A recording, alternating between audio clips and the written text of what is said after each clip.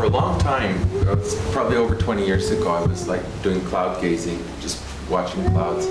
And I would look at this clear spaces of sky and notice that I could see patterns of something kind of whitish. Looked like it was swimming in patterns, moving in patterns. And I don't know what that is to this day. And generally speaking, we can call it energy. Okay? It is. There are... See, most people don't pay attention to that because it's not part of our culture, and therefore it's not part of our expectations, and so we ignore it. But if you are very observant about nature, you can observe those wave-like patterns at various times. You can observe at certain times, even at night, or in a crowded group of excited people, patterns that look like heat waves.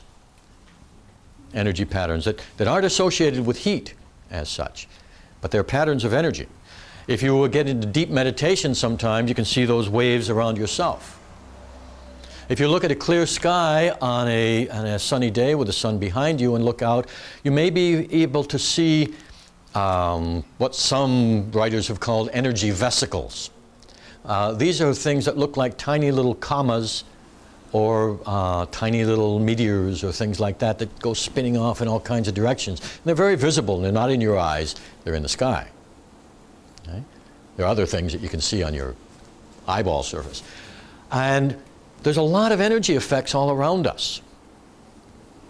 Rising waves, horizontal waves, energy points that flash and move around, lots of different stuff.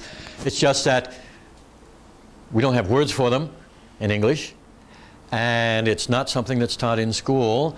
And when you experience it, you tend to think, got to be something wrong with me.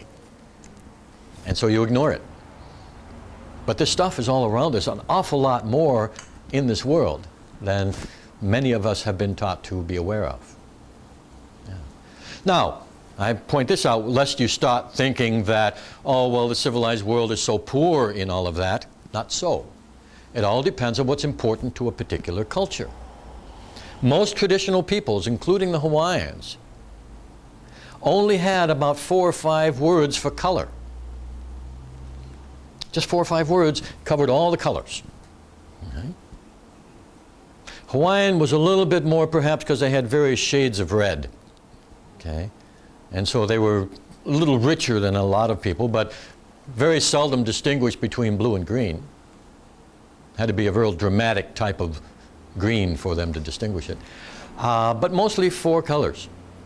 That's average around the world for traditional peoples.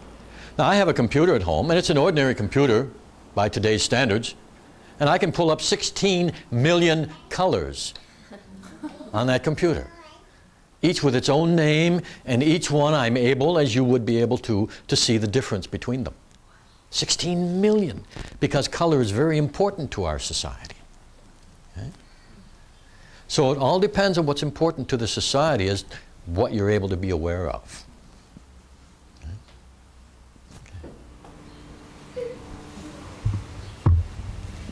As I'm looking at you, I'm seeing the same kind of radiant appearance that I see on the picture behind. Is that, am I seeing? Well, let me put it this way. In some of my classes, I teach people how to see the aura. And I demonstrate that it is an aura by making it change size and shape. So we can see that in particular conditions, particularly where there's a contrasting background to what we're looking at, and when whatever we're looking at is generating energy. So it's not just me, everybody generates energy, different people, different amounts at different times, but when there's a contrasting background, it's easier to see. Take a look sometime at the treetops, or even the mountaintop against a clear background. Okay?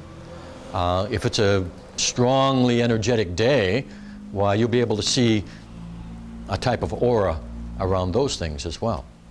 Okay? So yeah, it is something that we are capable of.